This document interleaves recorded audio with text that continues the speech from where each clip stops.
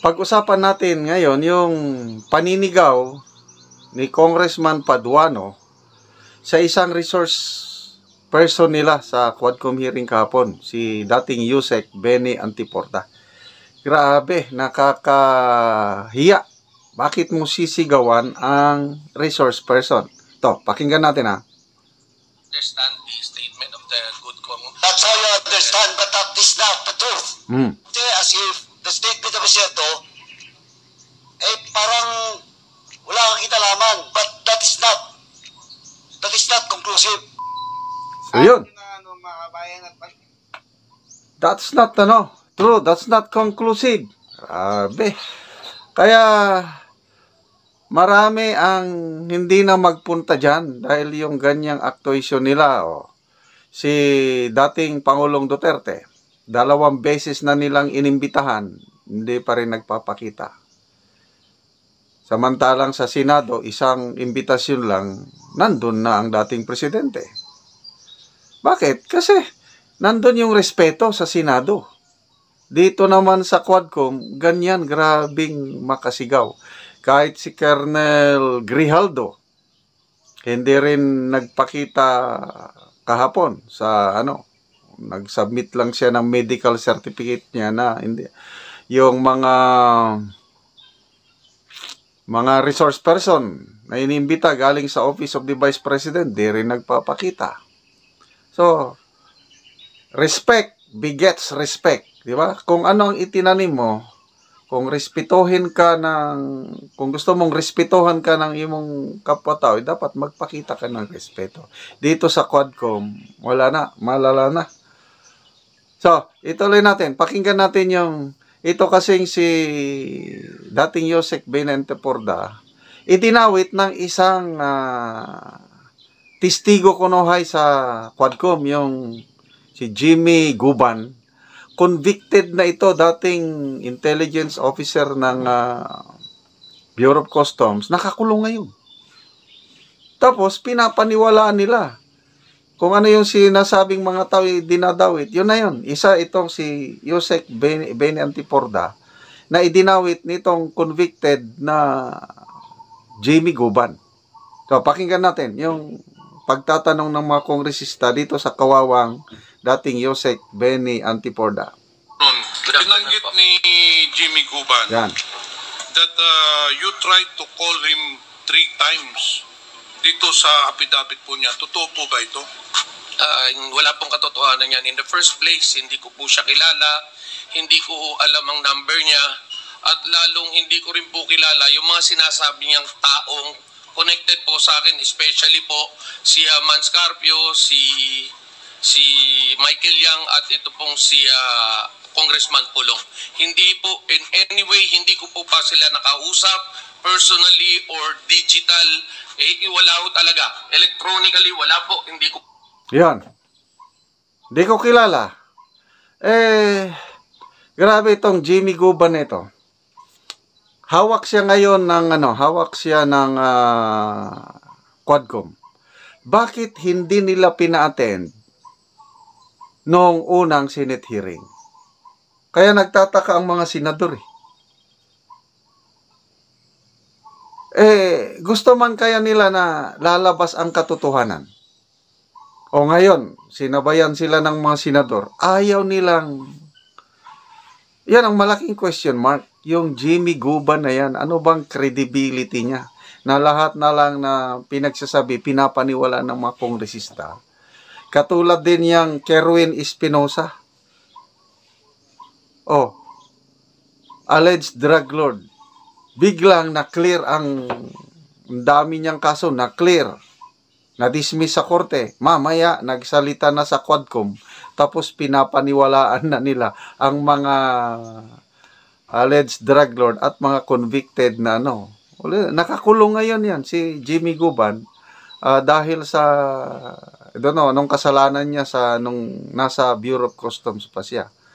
Ayan, pinasinungalingan ni Yusek Benny Antiporta na hindi ko kilala yung mga taong sinasabi ni Guban. So, walang record na masama itong si Benny Antiporta. Po po sila nakausap at hindi ko rin po sila kilala. Kilala ko lang po sila dahil mga personalities po sila na nakikita po natin sa TV.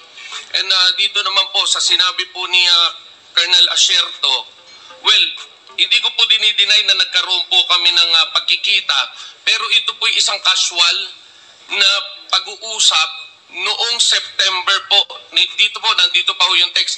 Ako po inimbitahan lamang ni Raymond Burgos na isa rin pong kasama sa pamamahayag na dati rin pong taga People's Journal na mag-merienda sa UCC Cafe dito po sa Tomas Morato. At doon po, nandito nga po yung date para ho September 13, 2018. Etong date na to, hindi ko po alam kung nag-umpisa na po yung Blue Ribbon investigation o hindi. Pero wala ko kami pinag-usapan tungkol doon sa Blue Ribbon eh.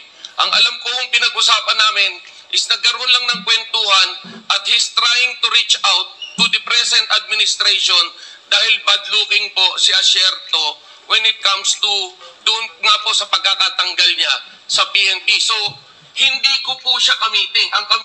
So, tingnan nyo yung mga pinapaniwalaan ng Quadcom, natanggal sa PNP, yan si Colonel Asierto. May mga record. O ngayon, yan ang pinapaniwalaan dating drug lord, Kerwin Espinosa, convicted na dating intel officer ng Customs, Jimmy Guban, natanggal na sa pagkapulis, Colonel Asierto.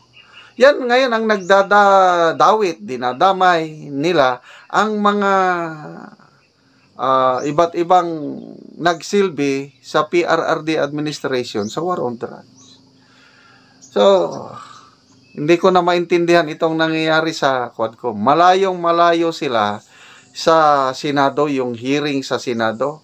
Kita mo, talagang very professional ang paggandak ng hearing sa Senado dito sa Quadcom. Ito na, sinisigawan nila ang mga resource person, yun, kinakausap pa, ini-influensyahan na magsinungaling.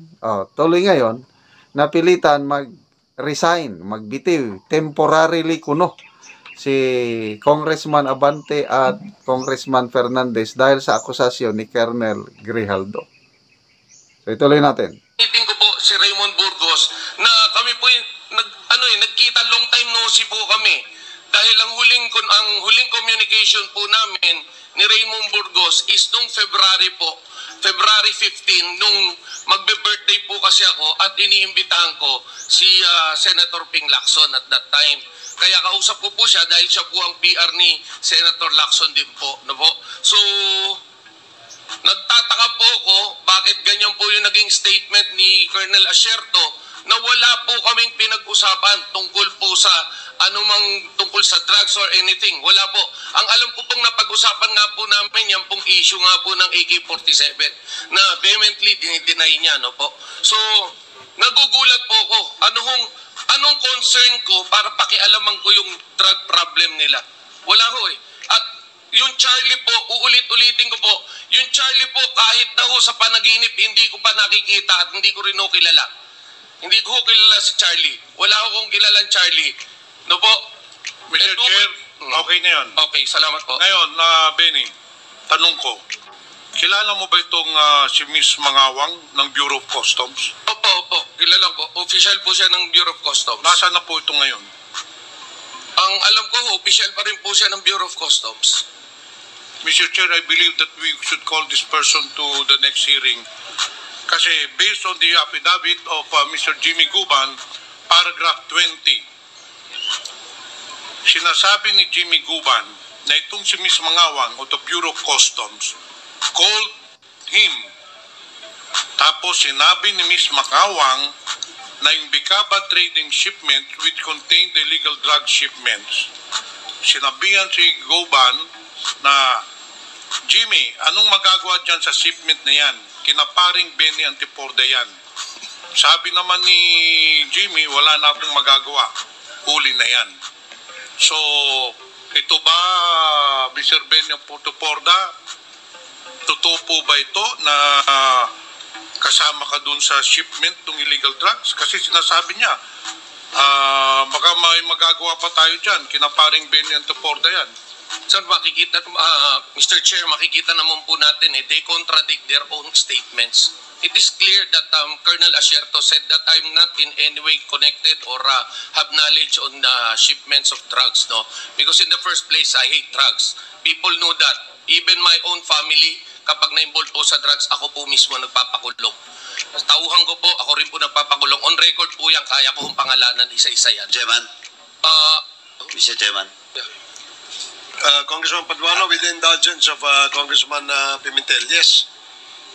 Mr. Chairman, just to make it clear, the statement of Sir Benny Antiporda, Asierto never tell this committee that you are not involved. Wala siyang holding sa'yo. Wala siyang information. But it does not follow. Kaya pakicorrect lang po yung statement mo because there is no conclusion yet with regards to the statement of Asierto. Don't use that statement. Wala siyang holdings. Wala siyang inter-report sa'yo. But again, that does not follow. Thank you, Mr. Chairman. Just to correct the statement of Antiporda. With due respect to the Congressman, thank you for that clarification, Mr. Chair. But again, that is how I understand the statement of the good Congressman. That's how you understand, but that is not the truth. Yes. Yan na, sumigaw na. Oh, di ba klaro na walang intelligence, walang na-receive na informasyon si Asierto tungkol kay Benny Antiporda. Di ibig sabihin, walang kinalaman. Ako, I agree doon sa pagkakaintindi ni Joseph Benny Antiporda na cleaner siya ni Asierto. Sumigaw si Paduano. Yun na. So anyway, makikita mo kung ang tao nagsisinungaling hindi. Habang nagsasalita si Benny Antiporda, talagang tuloy-tuloy. He speaks from the heart. So, nakakalungkot po itong nangyayari ngayon sa Quadcom na parang kanila ng mundo itong mga congressman. So, kawawa ang mga resource person na iniimbitahan.